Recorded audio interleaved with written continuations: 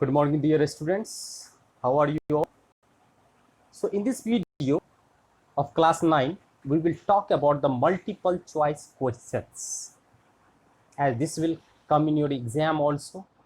So, we will actually discuss these multiple choice questions.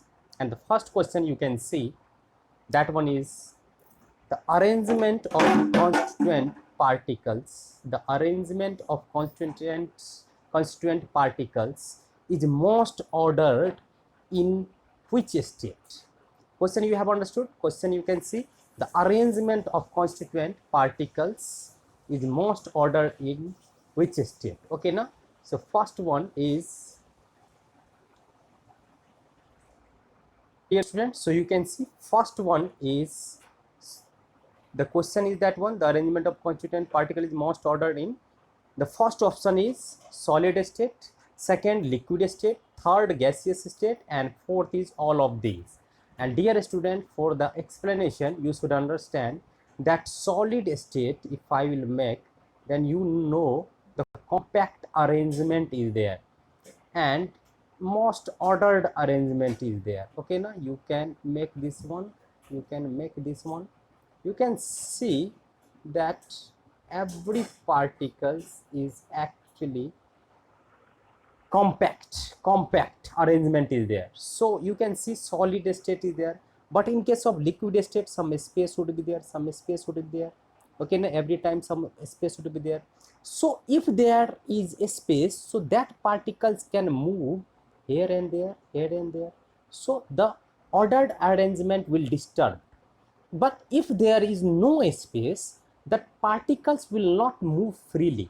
And if the particles will not move freely, that means, yes, in the solid state, they have ordered arrangement. But if I will talk about the gaseous state, you know, in the gaseous state, the particles are very far apart from one another.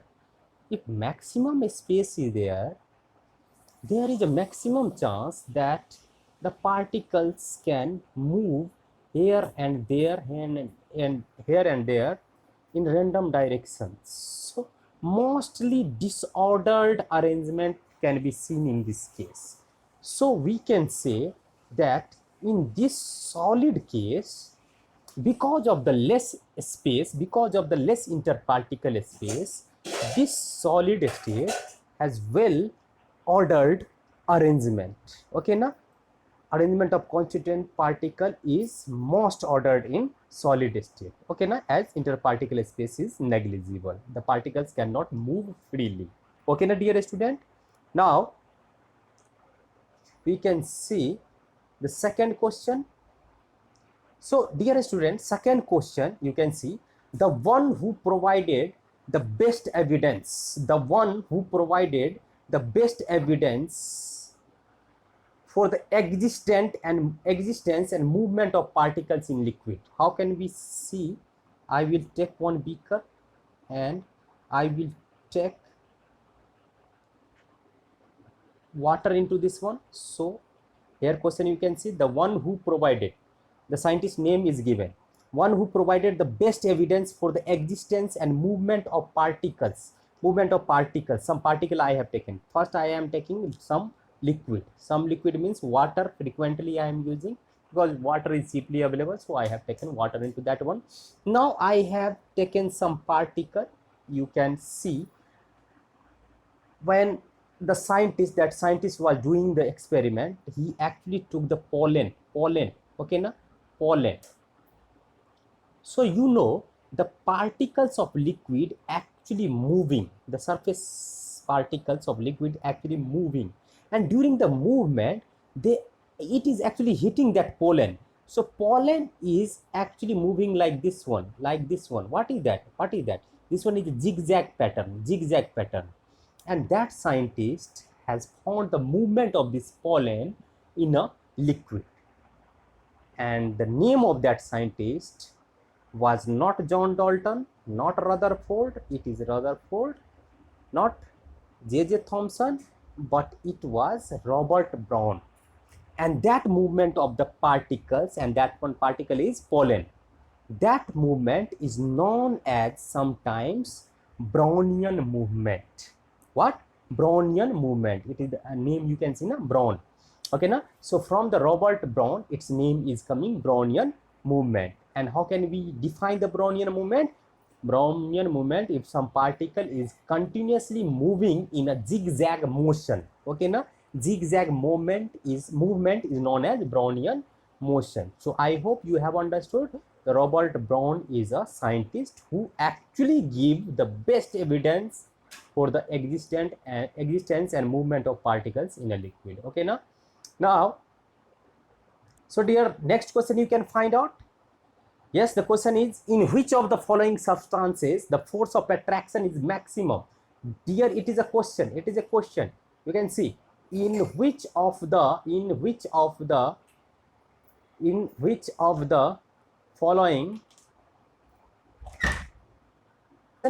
the force of attraction is maximum?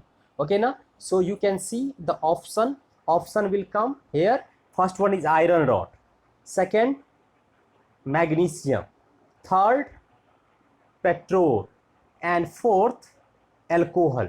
So according to you, in which of the following substances the force of attraction is maximum? And dear student, you know na, iron rod is a solid, and particles is quite close, tightly packed. And you know, if the distance is less, I have given this one na, F is inversely proportional to 1 by r square. If distance is increasing, then force is decreasing. But here can you see, yes, I am actually drawing here between the two particles. You are seeing some space is available, no space. If no space, that means force of attraction is maximum.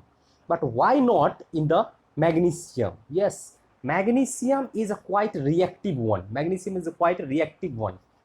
is not the reason, but we can say magnesium has less force of attraction. Maybe in the solid particle, magnesium is also solid. Magnesium is a metal. So we can say that in the solid particles, maybe it is having some available space. So you know, if it is having some available space, so distance is increasing na?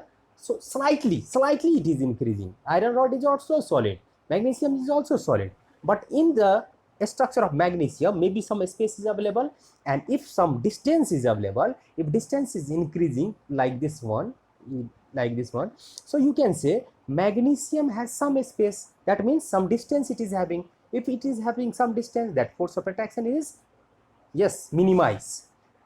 Petrol and alcohol, yes, you know na, as these are liquids, petrol and alcohol. So in the liquid, space is increasing, and if a space is increasing, then we can say that force of attraction is decreasing. So what is your correct answer?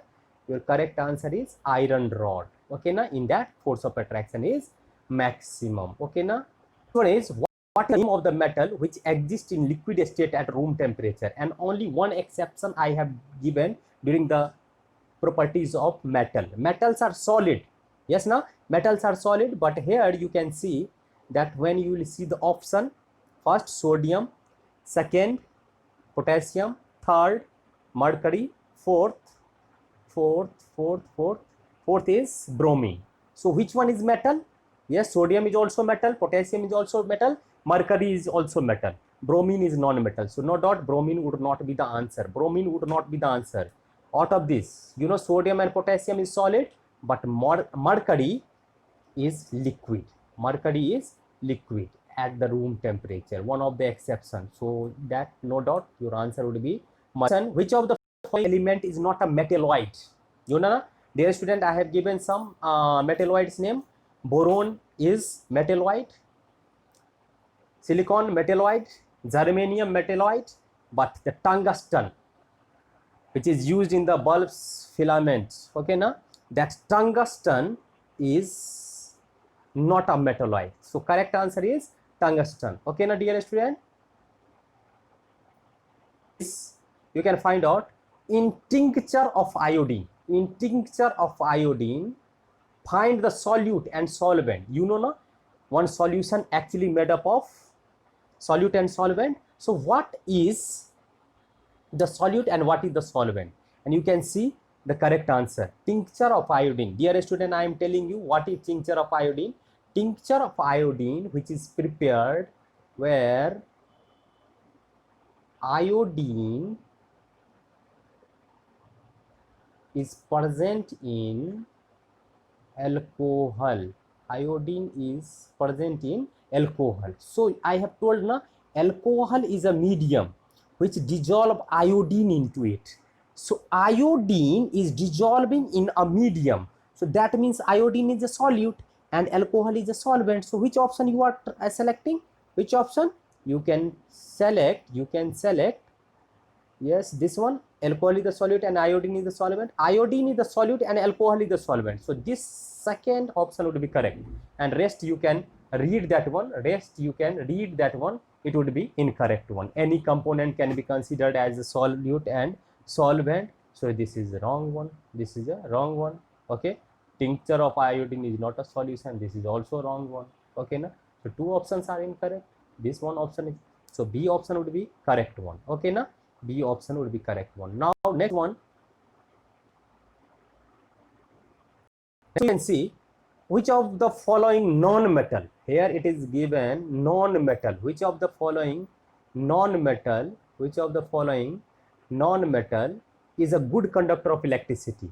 Non-metal, and it should be, you know, it should not be aluminium, because aluminium it is a metal, silicon is a metal, graphite is a non-metal, and graphite is a non-metal, and that one is a good conductor of electricity. Rest are metal, so easily we can find out graphite would be the answer. Okay, now graphite would be the. Now dear, next question you can find out, which one of the following set of phenomena would increase on raising the temperature? Dear student, which one of the following set of phenomena would increase on raising the temperature? Means I am increasing the temperature. In which set of phenomena do you think that will increase with increasing in temperature? So you can see first option is diffusion, evaporation, compression of gases. Diffusion means, yes, diffusion, if I will increase the temperature, diffusion will increase, evaporation will also increase, but compression of gas, you mean no, compression means we are compressing the gases, and if I will increase the gas, increase the temperature, do you think the gas can compress? No. So that first one is not possible. Second, see the second, what is that second one? Evaporation, compression of gases, and solubility. Compression of gases again coming. So you know, with increase in temperature, compression cannot be possible. So second option is also wrong. First option, second option is wrong. Evaporation, diffusion, expansion of gases, and I can say that in the third or fourth, read fourth, evaporation, solubility, diffusion, compression of gas. In that, compression of gas again come.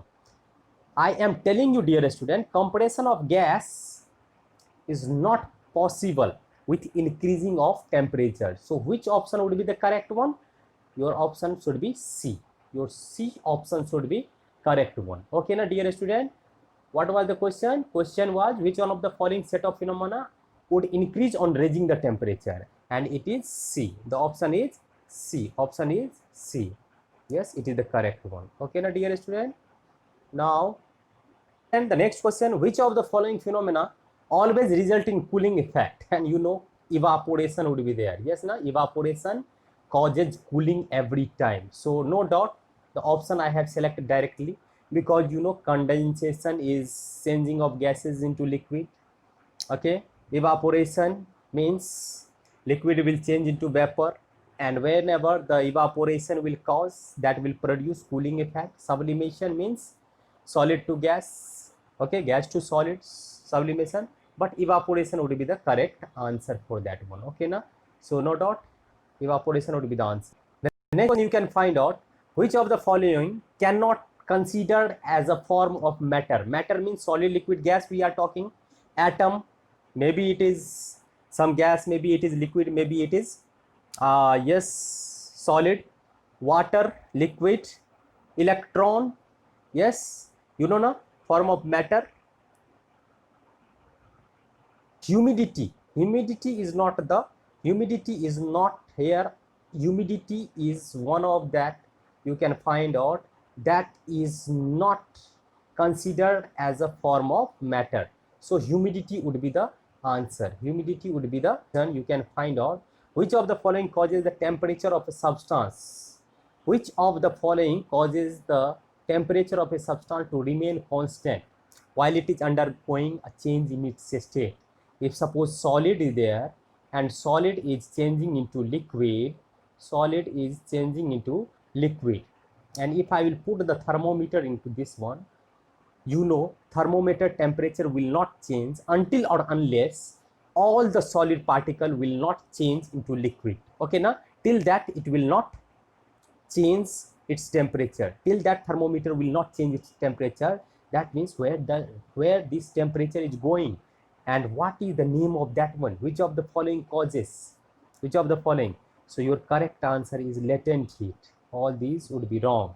So this is the latent heat. Latent heat is the hidden heat. Okay, now due to which the temperature of the thermometer is not increasing, because all the temperature is used to overcome the force of attraction between the particles. Okay, now dear student, so with this we have actually completed our MCQ sections. Okay, thank you.